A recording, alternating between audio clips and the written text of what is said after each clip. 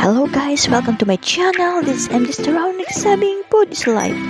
If you're new to my channel, don't forget to like, share, and comment for any suggestions.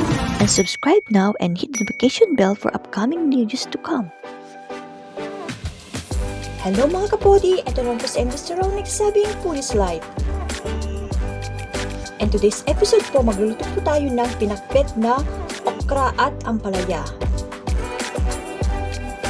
Ang mga ingredients po sa pagluto natin ng pinakbet na okra at ampalaya ay ito yung 162 grams na okra, 2 tablespoon ng bagoong, ito yung minced pork natin na 160 grams, ito yung tomatoes natin na 437 grams, yung bitter melon natin na 170 grams, yung shallots natin na mga 6 pieces, saka yung garlic natin,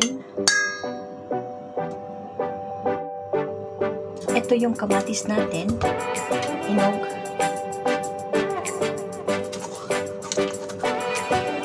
tanggalin lang natin ito sa gitna.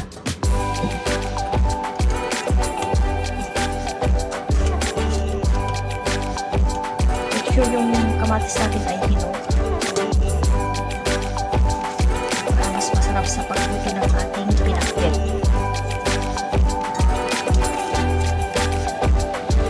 Slice lang natin siya ng ganyan.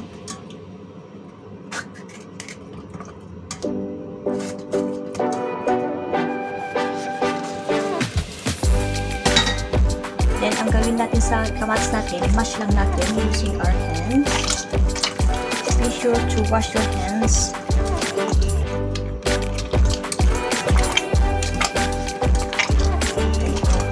Para lumabas yung sabaw ng ating kamatis. Yung flesh niya. Mas masarap ito pag ganito na i-mash natin para madali siyang maluto. Then, ilagay natin yung bawang, sibuyas, then yung ampalaya,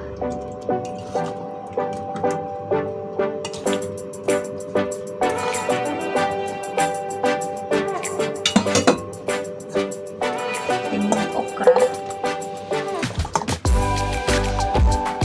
Mas madaling maluto yung okra kaya nasa ibabaw, yung ampalaya sa ilalim para maluto siya. Yung remaining na ingredients natin, ito yung bagoong natin. Maglagay lang ako ng hot water. Ito na yung bagoong natin with hot water. Mga hapon natin ilalagay. Ito siya, boil lang natin till maging soft yung gulay. Hayaan lang natin siya kumulo. Ito na siya, nag-start na siyang mag-boil.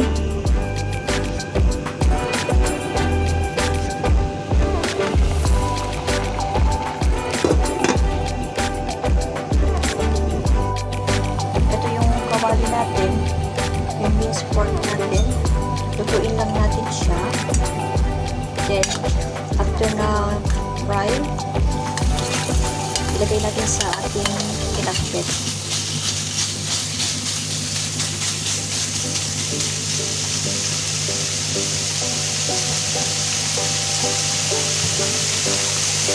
Lagyan ako ng konting tubig.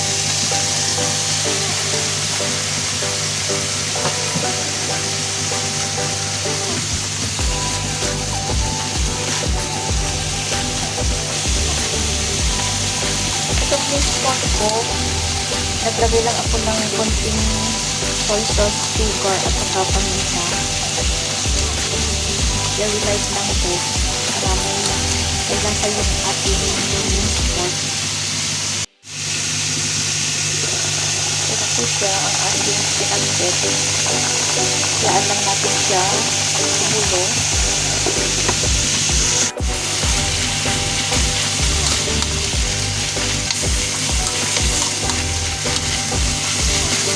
Pork natin ay mas marami yung fat para ilagay natin sa ating pinakbet.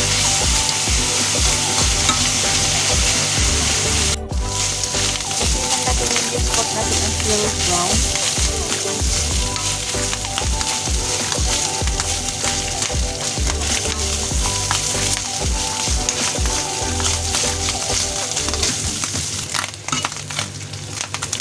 Ito okay na siya.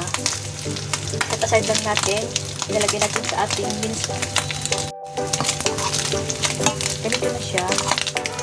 Set aside lang natin. Ilalagay natin sa ating pinakbet.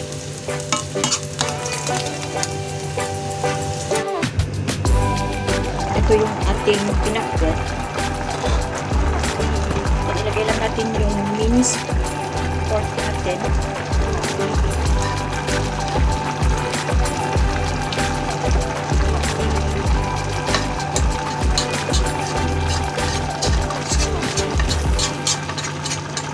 Ito yung corn.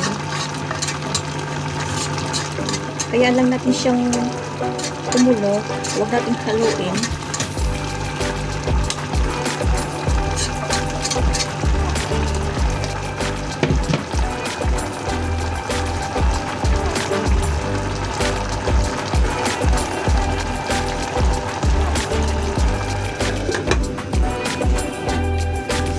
Then check natin.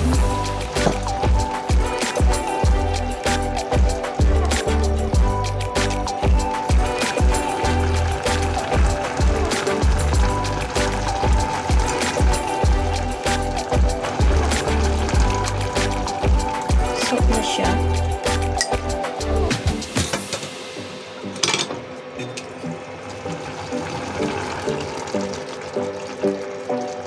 Tikman natin.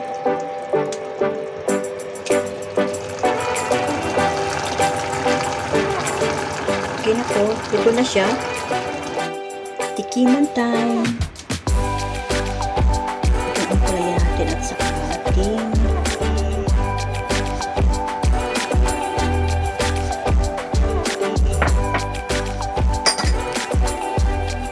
masarap siya, promise. Kasi marami siyang kamatis. Then yung bagoong, naglalaban yung asim ng kamatis at saka yung flavorful na bagoong. Ganito ako mag-pinakbet. Maraming kamatis. Then yung bawang, sibuyas. Then yung bagoong ko, mga 1 1/2.